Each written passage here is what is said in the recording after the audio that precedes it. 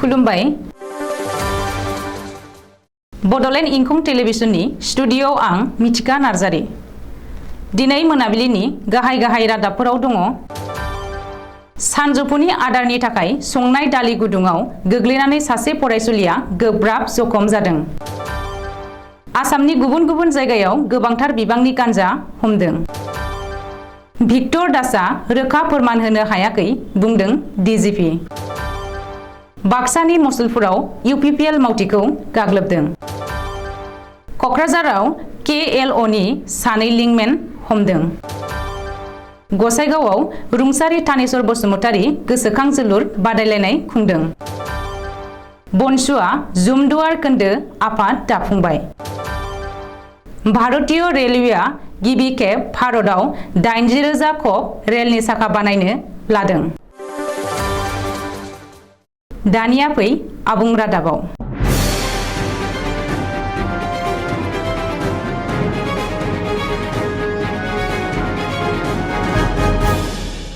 साबुवानि गंसे गुदि फरायसालियाव मोनसे दुखुनांथाव जाथाय दालि गुदुङाव गोग्लैदों सासे उन्दै बैसोनि फरायसुलिया साबुवानि कारजान साहा बागिचा गुदि फरायसालियाव जादों बे दुखुनांथाव जाथाया मिथिनो हानाय बायदिब्ला कारजान साहा बागिचा गुदि फरायसालियाव दिनै मिड डे मिल एबा फरायसाफोरनो सानजौफुनि आदार जाहोनो लाहार फाहार खालामनाय समावनो सासे उन्दै फरायसुलिया दालि गुदुङाव गोग्लैदों बे जाथायाव 1 थाखोनि उन्दै फरायसुलिया गोब्राब जखम जायो बबेखानि उन्दै फरायसुलिखौ गोब्राब हालोदाव कारजान सोरखारि देहा फाहामसालियाव लांनाय जादोंब्लाबो उननि समाव गोजौ फाहामथायनि थाखाय डिब्रुगड़ मेडिकेल कलेज आरो देहा फाहामसालियाव दैथायहरनाय जायो मख'नो गोनांदि सोरनि गोरोन्थिनि थाखाय सासे उन्दै फरायसुलिया दालि गुदुङाव गोग्लैनाय गिख्रंथाव जाब्रबथाया जानो मोनखो बेनि सायाव नायबिजिरनो थाखाय गोख्रों दाबि खालामदों फरायसाफोरनि दिथागिरिफोर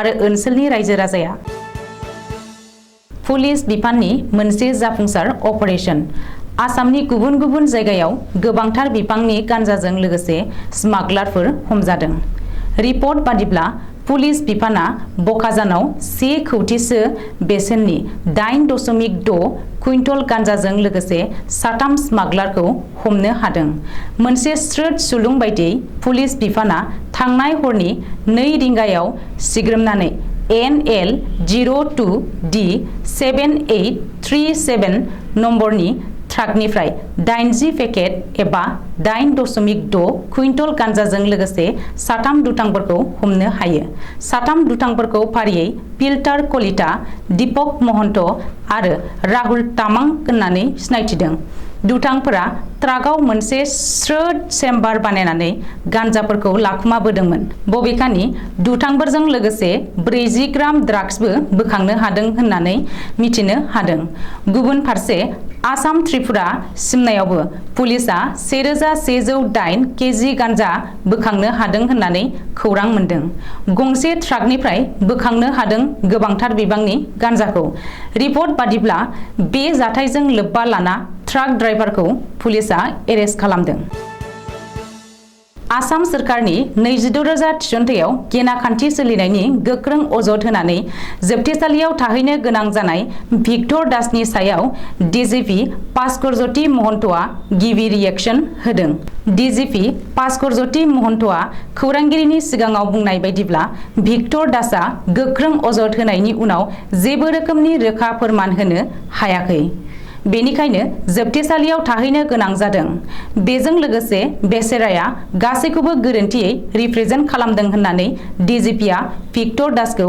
बुंदों गुबुन फारसे डिजिपि पल्लव तामुलिया भिक्टरनि बागै बुंदोंदि भिक्टरा गोरोन्थियै गासैबो अजदफोरखौनो होदों जेबो रोखोमनि रोखा फोरमान होनो हायासै समाजखौ गाज्रिथिं दैदेनलांनो आरो गुलुं गुजुं थासारि सोमजिहोनो नाजादोंमोन पुलिसनि नायबिजिरनायावबो मदद खालामाखै क्रिमिनेल कनस्पिरेसि खालामदोंमोन भिक्टरा समाजखौ गाज्रि लामाजों लांनो नाजादोंमोन होननानै एडिसिपिआ बुंदों बाक्सा जिल्लानि मसलपुराव राजखान्थिनि हिंसायारि जाथाय थांनाय हराव जादों बे हिंसायारि जाथाया। मिथिनो हानाय बायदिब्ला आथियाबारि पिसिडिसिनि सोद्रोमा गिरिन रामसियारिखौ दुथांफोरा न'आव थांनानै गाज्रियै बुग्लिहैदों। मख'नो गोनांदि बिपिएफनि साबा सोद्रोमाफोरा इउपिपिएलनि मावथि गिरिन रामसियारिखौ न'आव थांना गाज्रियै बुग्लिहैनायनि गोख्रों अजद सिखांदों। रिपर्ट बादिब्ला दुथांफोरनि गाग्लोबनायाव गाज्रियै जखम जानाय गिरिन रामसियारिखौ हरनि समावनो तामुलपुर सिभिल हस्पिटालाव लांनाय जायो। मख'नो गोनांदि मुसलपुर जिल्ला इउपिपिएलनि बानजायनायाव गुबुन गुबुन दोलोनिफ्राय हाबफैनाय सोद्रोमाखौ बरायनाय हाबाफारि खुंनायनि उनावनो बे हिंसायारि जाथाया जादों। बेखौबो मख'नो नांगोनदि मैया मुसलपुर जिल्ला इउपिपिएलनि बानजायनायाव अदालबारियाव खुंनाय गोदान सोद्रोमाफोर बरायनाय हाबाफारियाव बिटिआरनि गाहाय प्रमद बर'नि सिगाङाव मुसलपुर जिल्लानि मोन 12 प्राइमारिनिफ्राय गुबुन गुबुन दोलोनिफ्राय 3000निबो बांसिन सोद्रोमाफोरा इउपिपिएलआव जयेन जादों होननानै खौरां मोन्दोंमोन। बबेखानि इउपिपिएलनि सोद्रोमाफोराबो मैयानि हाबाफारियाव इउपिपिएलआव हाबफैनायखौ बिथा खालामनानैनो थांनाय हरनि हिंसायारि जाथाया जादों होननानै सन्देह खालामनाय जादों। ओरैहाय इउपिपिएल दोलोनि मावथि गिरिन रामसियारिखौ गाग्लोबनाय जाथायखौ गोख्रों रावजों सोंखारिदों बिटिआरनि इएम राकेश ब्रह्मआ। क'क्राझार पुलिसा दिनै सोरखारजों होबथानानै दोनजानाय उदखारि आफाद कमतापुर लिबारेशन आर्मी सुंद'यै KLOनि सानै लिंकमेन हमदों। दाबिनाय रांखौ लांनो फैनाय समावनो क'क्राझार पुलिसा KLOनि सानै लिंकमेनखौ सेरफांगुरि ओनसोलनि नाराबारिनिफ्राय हमनो हादों। मख'नो गोनांदि क'क्राझार पुलिसा हमनो हानाय सानै KLOनि लिंकमेनखौ बिष्णु राय आरो तापस राय होननानै सिनायथिनो हादों। रिपर्ट बादिब्ला बिष्णु राय आरो तापस रायमोना KLOनि मुङाव सेरफांगुरि ओनसोलनि फालांगिरि सुनिल मण्डलनाव रां दाबि फैदोंमोन।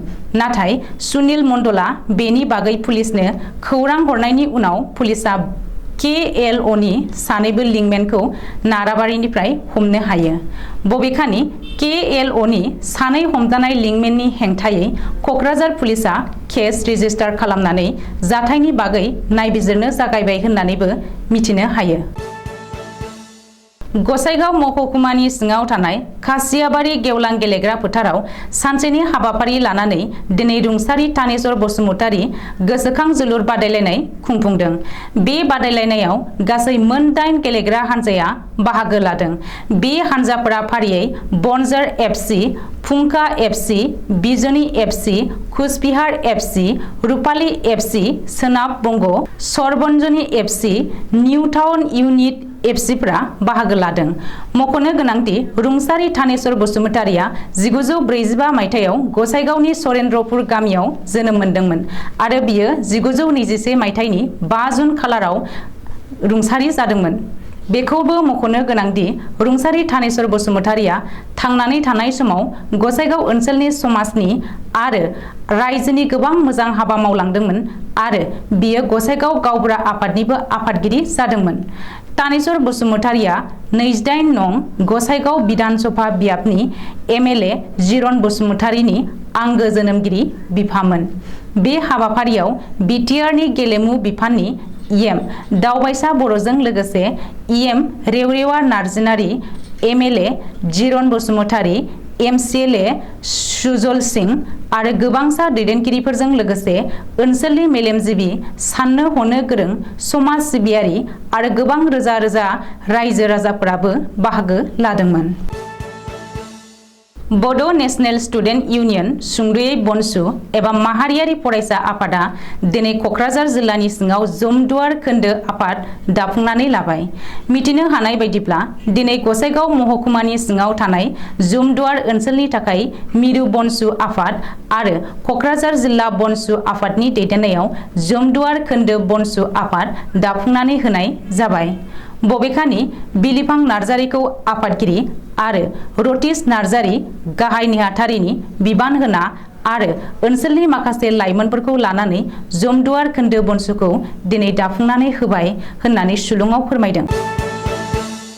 सनिर्मन मावफारिजों भारतीय रेलनि मन्त्री अश्विनी वैष्णवआ खौरांगिरिनि सिगाङाव फोरमायदों दि आथिखालाव भारतआ गासैबो टेक्न'लजिफोरखौ भारतावनो बाहायनो मावथांखि लादों।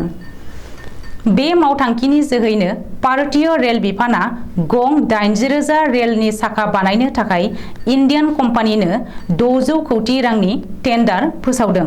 मख'नो गोनांदि भारतीय रेल बिफाना रेलनि साखाखौ इउर'पीय हादरनिफ्रायसो सिगाङाव खबसे साखानि बेसेनखौ 70,000 रां होनानै बायनानै लाबोयोमोन। थांनाय बोसोराव इन्डियान रेलवेआ चाइनानि मोनसे कम्पानिनो 39,000 गं एबा खब साखा बानायनो थाखाय 170 कोटी रांनि टेन्डार होदोंमोन।